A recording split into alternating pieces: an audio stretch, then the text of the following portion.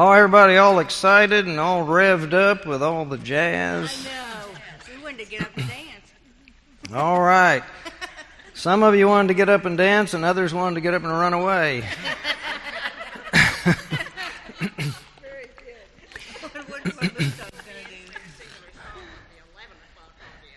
Yeah, well, it was from the first two that came out, it was 50-50. So I've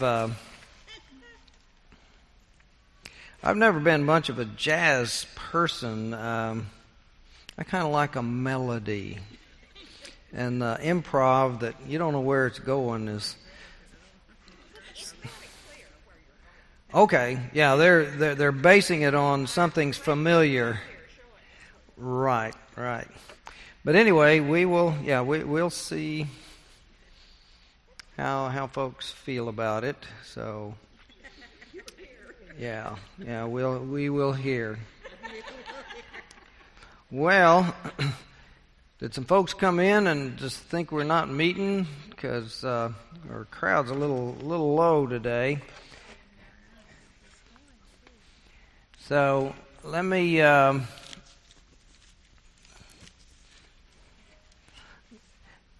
get back to the text that we're still dealing with. This is one of the most important passages in the whole Hebrew Bible.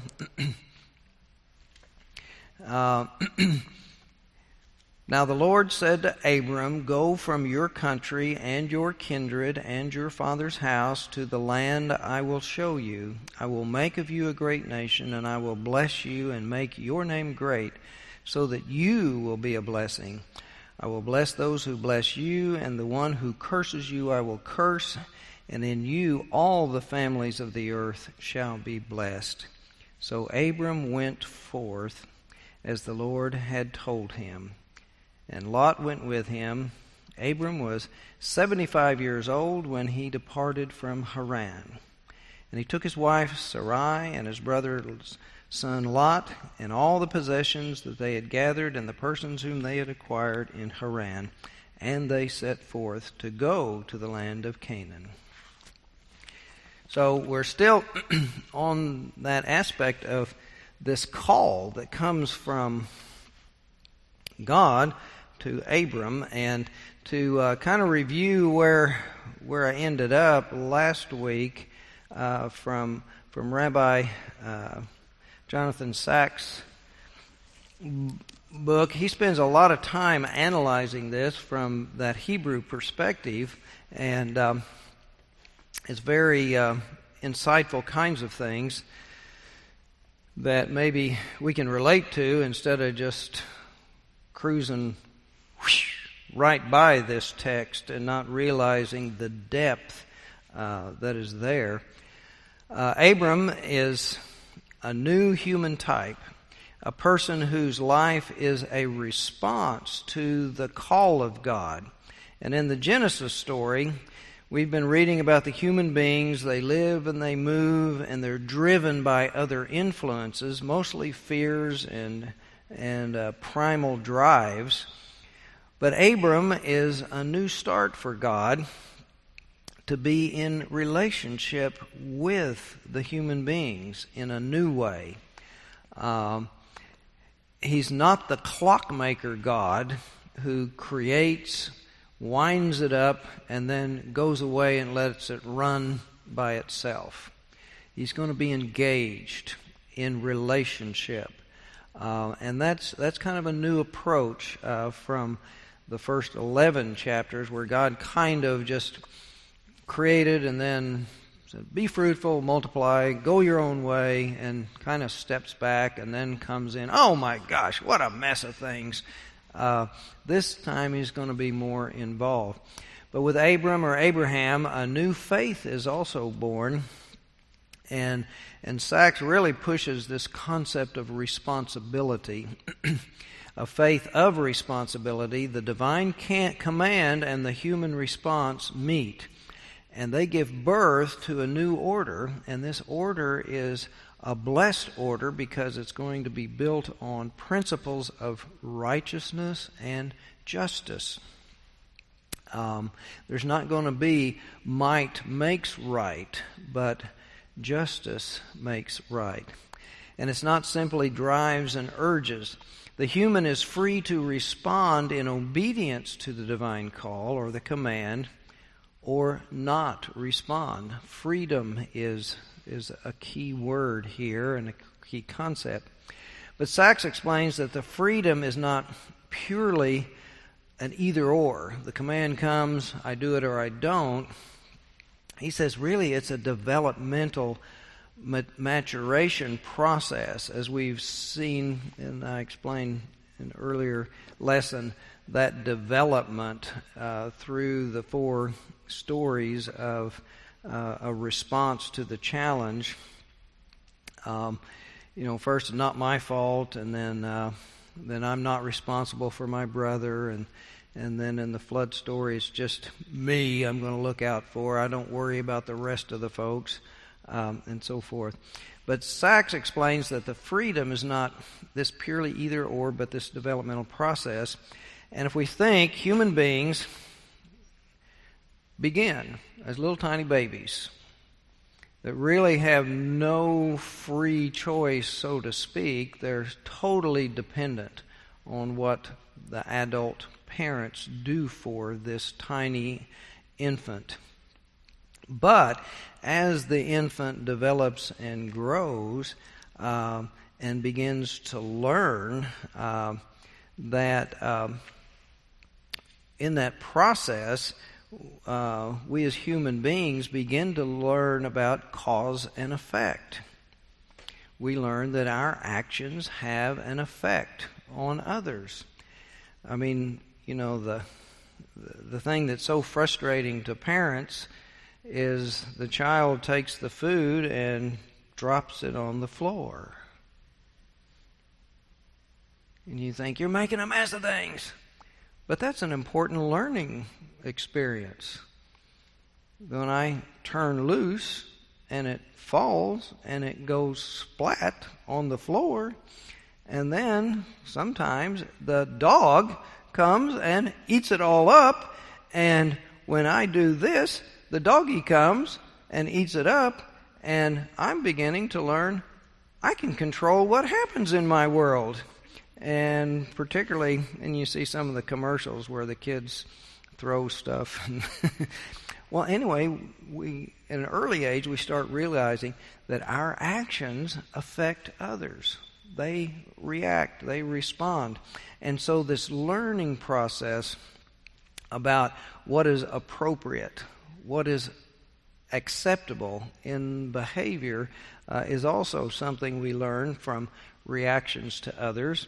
Sometimes people smile and they love us, and other times they say no and they slap our hands, and so we get all kinds of feedback where we're learning important concepts of cause and effect, and that some things are good, some are better, some are best, some are bad, some are worse, some are the worst. We know that performances, some are desirable, some are undesirable. And as we're maturing, we're learning the fine nuances and differences of meaning. And then, and also, we observe things. We see what's happening to others. And along the way, people in our culture and in our family and at our religious institutions are trying to give to us moral standards, principles for how to decide and understand what is right and what is wrong. Telling the truth, don't steal, and so forth. So that at a later stage in life, with a well-educated conscience and having judgment and wisdom of experience and the principles of moral reasoning, we face life's choices and challenges, and we make decisions. In other words, we learn how to respond to what faces us in life. There are challenges that come our way where we have to make a decision. Any of y'all heard the expression, not to decide is to decide? You know, that you're going down the road and somebody needs help and, gosh, I don't know whether I should stop or if I shouldn't stop, and should I stop or shouldn't I stop, and I go on by while I'm trying to decide. Well, I decided not to stop. But, you know, I can go on all day thinking, oh gosh, should I have stopped or shouldn't I have stopped? And, you know, think that I didn't make a decision. I was still pondering it. But no, the choice, the time was there. Not to decide was to decide. Anyway, in looking at it that way, Sachs says that this is life's journey, and it is Abram's journey. To start this journey into the unknown, the uncharted pathways. But, you know, other people may have been there and left markers, but for me and for you, it's uncharted. It's unknown because it's our first time down that road into those life experiences. So, this word, L-E-K-H-A, lecha, are normally translated go or leave or travel. You know, the God comes to Abram and says, go, or lecha. And Sachs says that command of the call really means a journey, lech, to yourself, lecha. And it means leave behind all the external influences and environment that, and back to his idea of the victimhood, that turn you into a victim of circumstance. And in context that's beyond your control of the basic status of your life, and then to travel not to some new geographical location so much as to travel inward to find the true self. And he says it is there that freedom is born and practiced and sustained. Well, as I suggested last week, if we look at the circumstances, the very brief circumstances described about Abram, we could say very easily that this is a man who has hit a midlife crisis, that he's arrived at that point. His brother has already died. His father dies. He spent his whole life under his father's roof. He had never gone forth to make a name for himself, a career for himself, a life for himself. His wife was barren. He had no children. Now he's the head of the clan with all this responsibility. You know, what kind of leader of the clan is he going to be? What kind of man is he going to be? What kind of mark is he going to leave in the life of the world? He doesn't have any children who are going to remember him and tell stories about what he's done or not done. I mean, it's a real crisis that's kind of hit him of who am I and who am I going to be? What's my legacy? And so forth. Well, in our culture, that midlife crisis often manifests itself in a man or a woman feeling a panic that somehow they've reached a certain stage and life is passing them by. It's now or never. Time is running out. And as one in that situation often does, it's to realize and begin to sense some vague feeling that they had had an expectation or a dream from younger years that when they got to this stage, their life would be a certain way. You know, I would be married and have children. I would be middle management up on my way to becoming the boss or a partner in the firm or own my own business or something. There was this kind of expectation. And reaching one of those 30, 40, 50, decade marks, often it's realizing that vague expectation that at this stage I would be someplace, I am not there. It's not happening. And if it's going to happen, I need to hurry up and do something about it. And there's sometimes a panic. But in that, a part of my doctoral work was in this area of faith development and life development sort of things. And in my readings at that time, there are 3 areas in a person's life where they can sense or feel a sense of emptiness or things aren't right, I'm not there. Of course, there's career that I just mentioned, and then there's relationship in the marriage, family, and so forth. And then there's intellectual, spiritual, that sometimes a person, and what happens is, it's really hard, and in women's dialogues and magazines, there's a lot of talk about this, of being all things, the supermom, the career woman, and you've got to be superstar and excellent in all of these areas, and you can't do it all at the same time. It's just virtually impossible. Or you may do it all, and then all of a sudden you're having health issues or emotional issues that are coming forth that you're just spread too thin. You just can't do it all. But developing these main areas of our life, earlier in life, if you're going to succeed in career, there are heavy, heavy demands. Young people going into a new career, they start at the bottom and there's a heavy, heavy, heavy load of work and overtime and so forth if you're going to break ahead of the pack and go someplace. And so one can decide that that's most important, or just be driven by the expectations of the culture. And when one does that, then all that time and energy is spent there, and there's not much left over for the other areas of relationship with family. It's the reason that lots of folks grow apart and so forth, or children feel neglected and not cared for. David's sermon last week gave an illustration of Dr. Levitt Weems' story of his youngest son, where that was happening.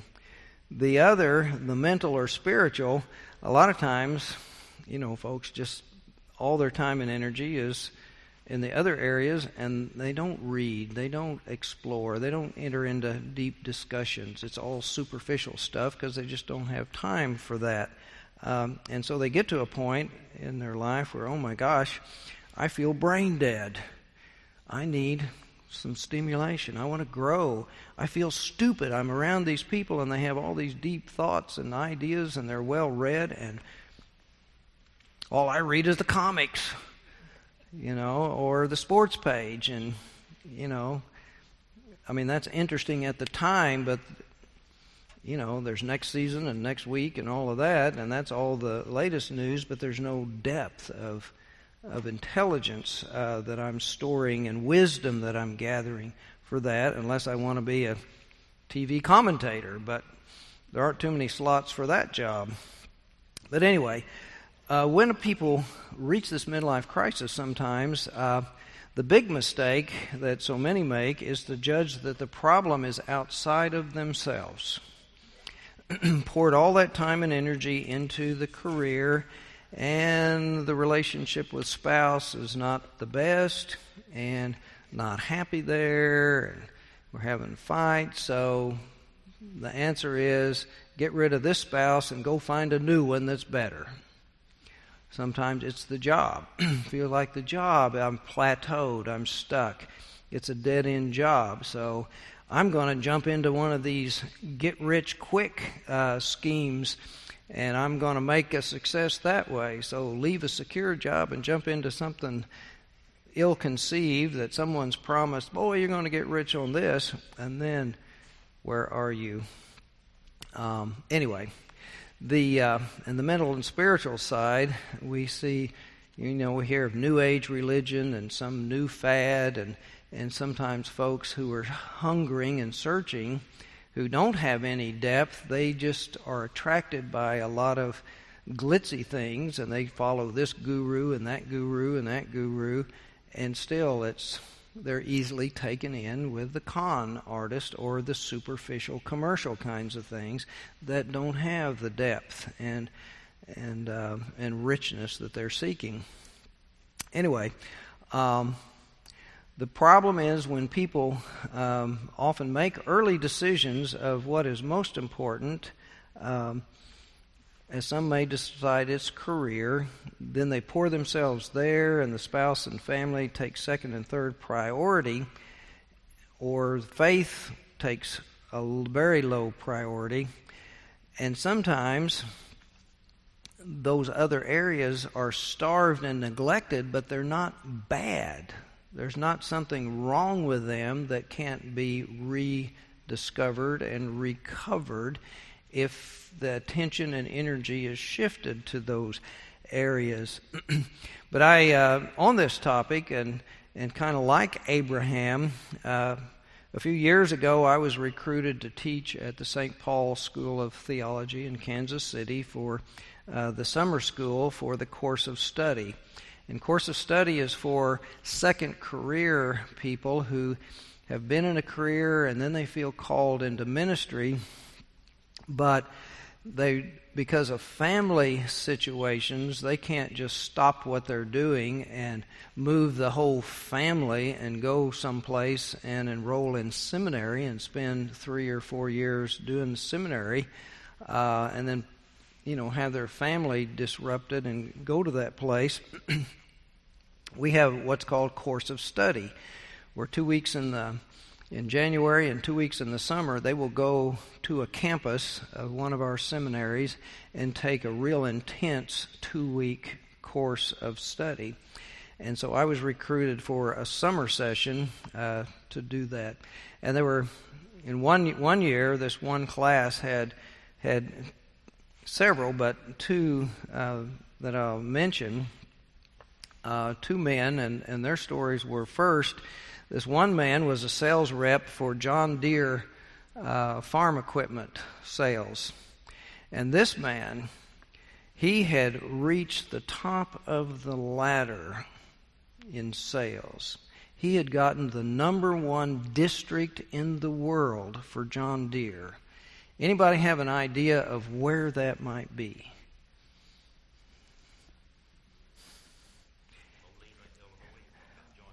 Yeah. Belgium in Europe. The #1, a great agricultural area. And this is where you're selling those huge tractors and combines and, all those kind of things. Well, that was his territory. There he was in Europe. And, what do those things cost? Couple of $100,000, $200,000-$300,000 for one of those huge tractors that do all kinds of things. So whatever your commission is, you sell 3 or 4 of those, you've made a good living. So anyway, that's where he was. He had gotten there, but in the process, he's divorced. He had lost his family, and he was in some sense, a paradise, but he was all alone. The people and relationships that were most important to him, he had lost them. And so he had to do some real soul searching of what's the meaning of my life? Where is it going? What's happening here? And so he comes back to Kansas and decides God is calling him into ministry. And he's going to go take a little church and be the preacher. The other guy had a PhD, and he was superintendent of schools in Salina, Kansas. He's like Dr. Ballard here, a very intelligent man who was successful and a meaningful career, impacting the lives of so many people in a terrific way. But he felt that there was something better, something more significant. Now, he had not lost his family or his marriage, but he saw that as important as education and improving one's mind and intellect are, there is something much more important for finding success in life. And that is one's faith, a relationship with God that helps us discover a true sense of calling, our purpose, in which our life will give us a deeper sense of meaning and fulfillment, a sense that our life and the contribution that we make to the greater good will have a positive influence on the greater community and world. He had just gotten the feeling that as important as education is, and he was successful, that there was something that was deeply more important. Now, the former school superintendent, he was bright and he was articulate, and he felt called to become a preacher. So as good as he was, and this has been several years, I'm fairly confident that he's worked his way into a pulpit of a rather large congregation, influencing a lot of folks on these deeper values. The John Deere salesman, he was also bright and articulate, and he was very motivated to show results. He'd been successful in sales. You had to have results. And he felt called to be a preacher, and if he had been persuasive in sales, he surely could be persuasive in calling people into that deeper relationship with Christ. Now, in the midlife crisis and on the negative, destructive side, many make bad choices, dumping a spouse, thinking there's someone out there who's better, going to make them happy, or the job. It's, I'm in a bad job with a bunch of stupid people that are all jerks, and surely there's another job out there where I can be happy. Well, so often that's looking outward and seeing that the unhappiness is somebody else's fault, sort of like Adam and Eve. No, it's not my fault, somebody else's fault. Instead of looking in and searching within oneself to discover what part of myself have I neglected to nurture and give attention to. What part of my life have I failed to nurture, and it's withering on the vine? It's starving there. It isn't pull it off and go get a new one. It's start to feed it and nurture it. In different fields, they do have what's called career development, which helps people to look at their skill sets and areas that need developing and either go get special training or talk to supervisors.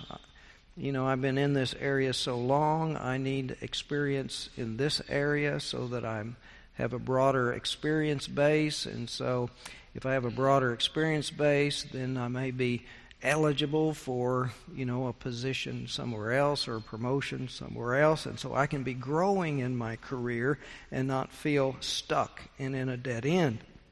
And then in the relationship, sometimes it happens this way. Some people get married young, start their family, and they throw themselves into family life. And, for a guy, he may be coaching the kids' sports teams, and he's helping out in the PTA, and he's volunteer. He's a band parent and scout leader, and he's doing all of these things. And because he's doing them, as soon as 5 o'clock comes, he leaves work, and he's home, and he's out there to the ball field, while other people are working overtime and getting FaceTime with the boss and going on that trip and that business trip. But no, he doesn't do that because he's committed to the family.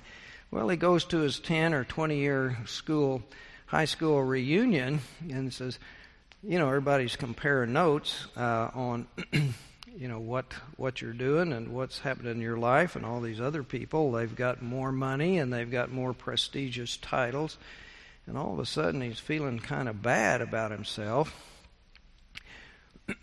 But you do the comparison. Sometimes you look at those folks with the more money and the better titles, their kids are a mess because they've been neglected. His guy's kids, they're doing great in school and sports, and they've got good attitude, and they're not in trouble, and everything's good, but he feels bad about that career track. He just coasted along here while others were going up. And so in the midlife crisis, have to make an adjustment. So maybe reinvest more time. Now the kids are old enough, they're driving. I can work late. I don't have to be home early to pick them up and take them to practice and that sort of thing. They're beyond that, and so I can reinvest in career. So anyway, the midlife crisis kind of thing as it relates to Abraham and his call, this go forth, lecha, is one that kind of relates to our lives at any time, where there might be a point where we come to a feeling that we're not where God might want us to be, and we're feeling an emptiness. And when into that emptiness can come that still small voice that says, go forth from where you are now to someplace else. So that means we might have to say goodbye to the things that mean most to us, the land, the birthplace, the parental home, those places where we now belong, which define who we are, those relationships that define us and therefore sometimes limit us. And we may have to leave that secureness of the familiar and leap into an unknown. And in thinking about this, it reminded me when I was young, my DS, district superintendent, when I felt the call to ministry as a 9th grader and had mentioned that. And the first thing my DS said when he was told that I was thinking, he said, looked me in straight in the eye and said, if you can do anything else, go do it. Most young people who feel the call think, I'm going to tell everybody, and they're going to say, oh, it's wonderful, wonderful, pat you on the head, that's great and wonderful. And this guy says, if you can do anything else, go do it. Which is helpful because you don't do it just to be patted on the head and say it's wonderful, wonderful. It's a calling that means lots of challenges. But anyway, he also told me not to go to school and go to the places that everyone else was going to. And so when I was 6 months old, my folks moved from Oklahoma City to Norman so that their kids could go to school at OU. And I had a little small house when I was 6 months, but when I was 5, they moved to a big house on Lindsay Street, 4 blocks from the campus. I walked 4 blocks to elementary school, rode my bike a couple of miles to junior high, and rode a bike and drove a car a couple of miles to high school. I would have gone 4 blocks to college.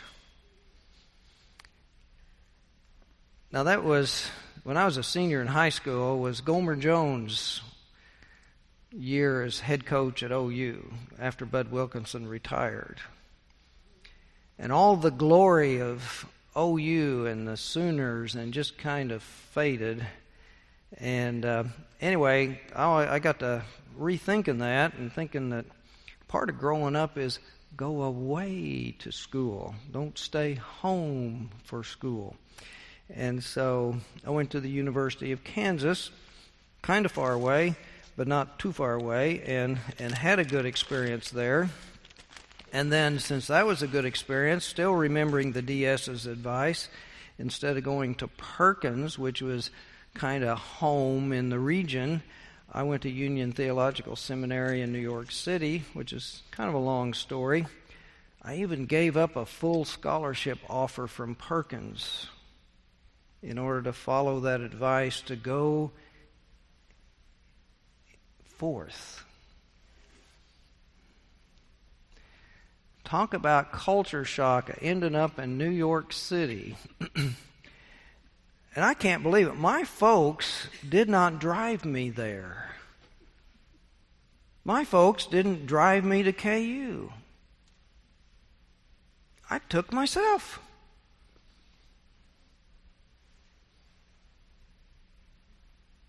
They probably weren't very happy, were they? No.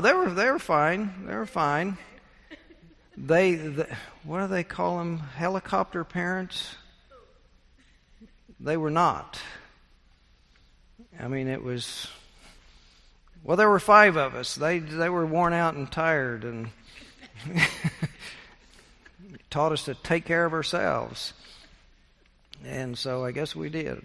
So anyway, it was a culture shock. And then even at that, another time I went forth. Union did not require internships, but because of my marriage at that time and life situation, I thought an internship would be good. And so on my own, I saw the offerings and stuff, and I found out about a place in Montana to go be the pastor of a 2-point charge for 9 months while the pastor there went away to go to school and work on a D-Min.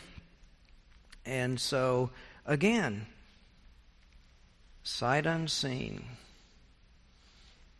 went to Fairfield, Montana.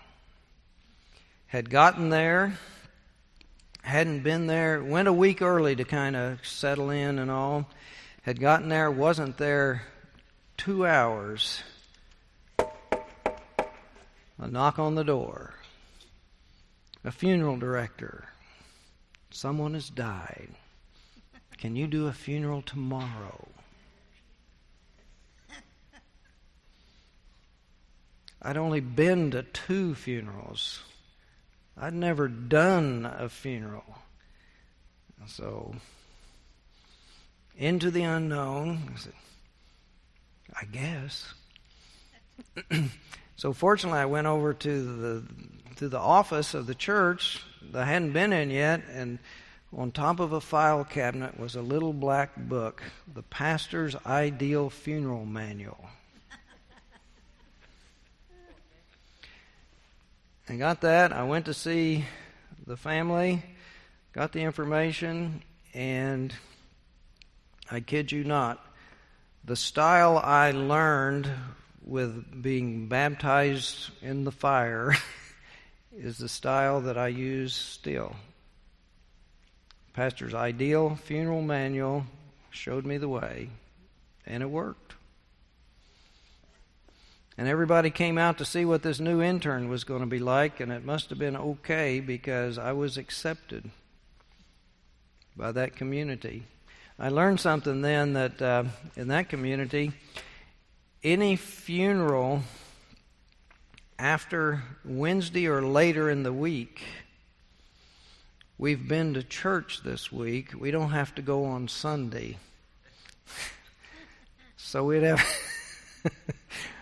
we'd have a low attendance that next Sunday because it was a community deal. Everybody came. So anyway, the go forth in my own experience was kind of Abraham-like in that on different times in my life, I went forth into the unknown as a part of my sense of calling to be a minister and to get the experiences of what it meant to be and that trusting that somehow God would help me, God would be with me.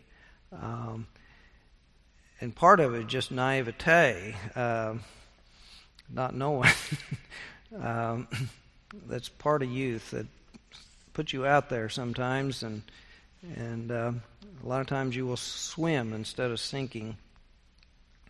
But a part of Sachs is saying that there are these kinds of meaning of the go forth, and that is go forth yourself. And it meant to believe in yourself and believe in what you can become. In this sense, feeling called is believing God is calling you to become something you are not now, something you are not yet, but calling you to become more than you are now. Trusting that it is possible to grow and to become more. The Lord being my helper is the response to so much of our ordination ritual. That questions that are asked us, instead of saying, yeah, it's in all humility, the Lord being my helper, I will. And but anyway, the lecha, go forth, go find yourself in that sense. Go for yourself. The second one he mentions of an interpretation of this, go forth with yourself. And in this sense, the go forth, the go with yourself, meant that your influence, your witness, your example will be an influence in each place that you go. And there's a short paragraph that says it better than I can. It says, when the Holy One said to Abram, leave your land, leave your birthplace and your father's house, what did Abraham resemble? A jar of scent with a tight-fitting lid put away in a corner so that its fragrance could not go forth. As soon as it was moved from that place and opened up, its fragrance began to spread. So the Holy One said to Abram, many good deeds are in you. Travel about from place to place so that the greatness of your name will go forth into my world. Meaning that when you go forth, that your influence and your witness and the goodness that you do can spread far and wide. It won't be held locked up in some tiny place. It opens it up to possibly spread forth. Testify, witness to the truth, the idea of one God, and that was the thing that went forth with Abram, that God is not bound to one place, that as he went forth and from place to place and God was with him, then people could see that this God that he was talking about was bigger than their gods who were located in one place. And so that was the big witness of his faith, that his God was much bigger and stronger and more responsive than their little gods. The third interpretation of lecha, go forth, go to yourself, means journey to the root of your soul. Find your true self. And then there's another quote that kind of catches that. It says, when I get to heaven, they will not ask me, why were you not Moses? Why were you not Moses? They will ask me, Zushra, why were you not Zushra? Abraham was being asked to leave behind all the things that make us someone else. For it is only by taking a long and lonely journey that we discover who we truly are. Go to yourself. And in that sense, that going into the unknown with no former experiences and ideas, that you become a different person by the challenges and the things that you meet that test you and make you grow. and become more than you were, staying safe and protected somewhere else. Then the fourth one, go forth by yourself.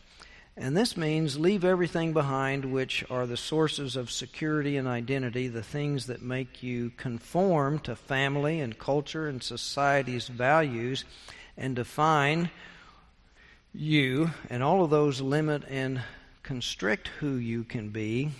They restrict your freedom to become. There are so many expectations that culture and family and people who know us sometimes will place upon us because that's the way we've always been. They expect us to stay that way and not make any changes.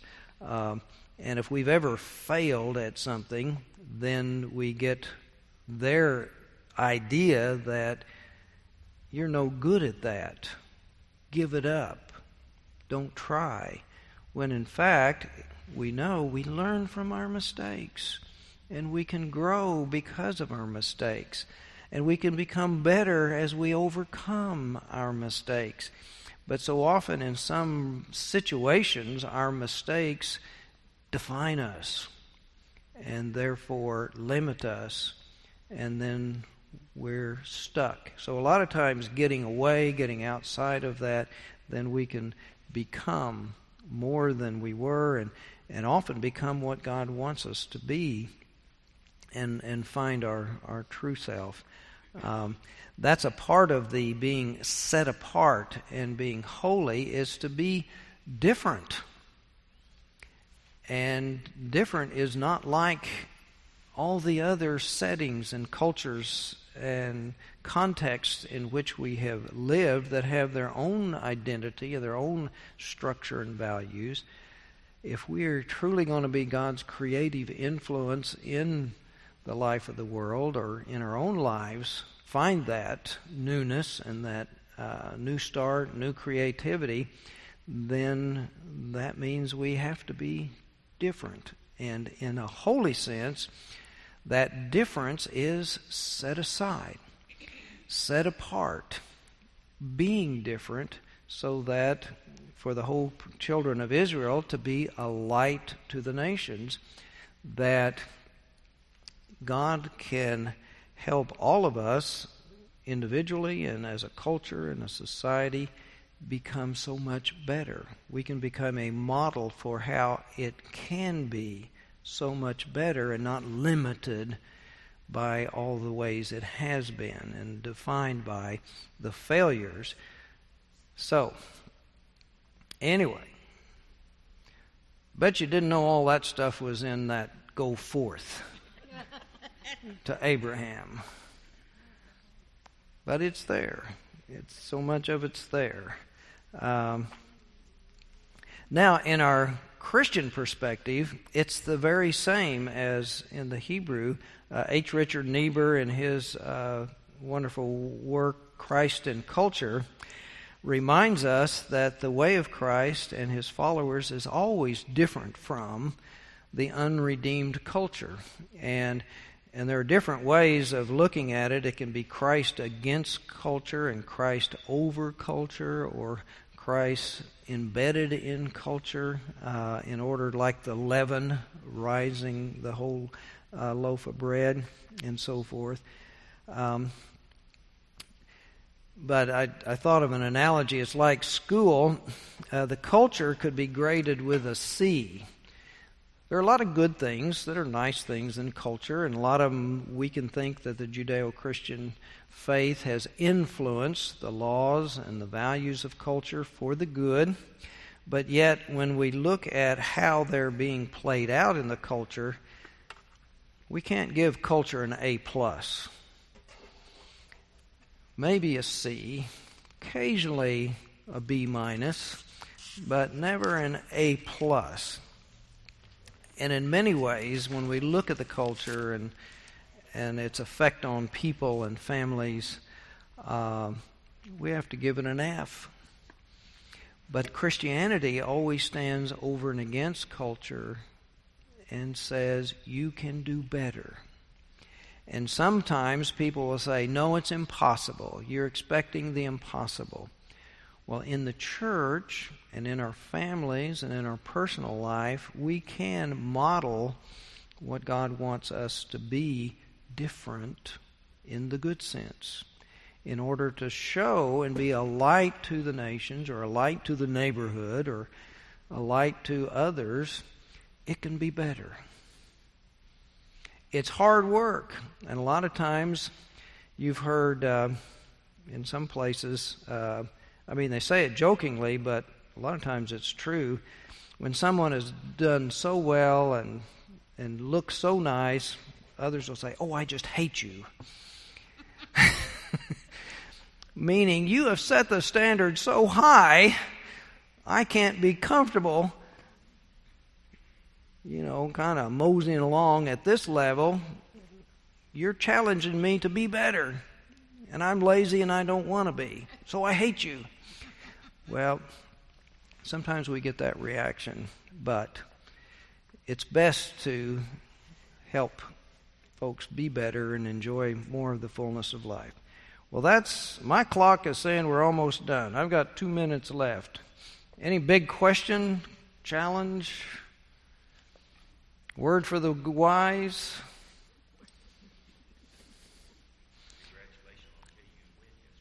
Oh, did they win? Okay, my schedule, I had such a crazy week last week. And I had to spend most of yesterday working on finding out what to bring to you all today. So I did listen a little bit to the Sooners game. Growing up in Norman, I was a Sooner fan, even though I'm a KU Jayhawk. But anyway, well, let us pray, and I'll send you forth. Dear God, you do send us forth into the future. Each one of us has a future. It may be right here in the same place, in the same geography, but sometimes it's to go to a new place, reach out to a different person than we've reached out to, which is sometimes risky and challenging, but nevertheless, you have sent us to go forth with your witness, with your message, with your love and your care. So help us go forth and find you showing us the way, the place where you want us to be and how you want us to be. In Christ's name, amen.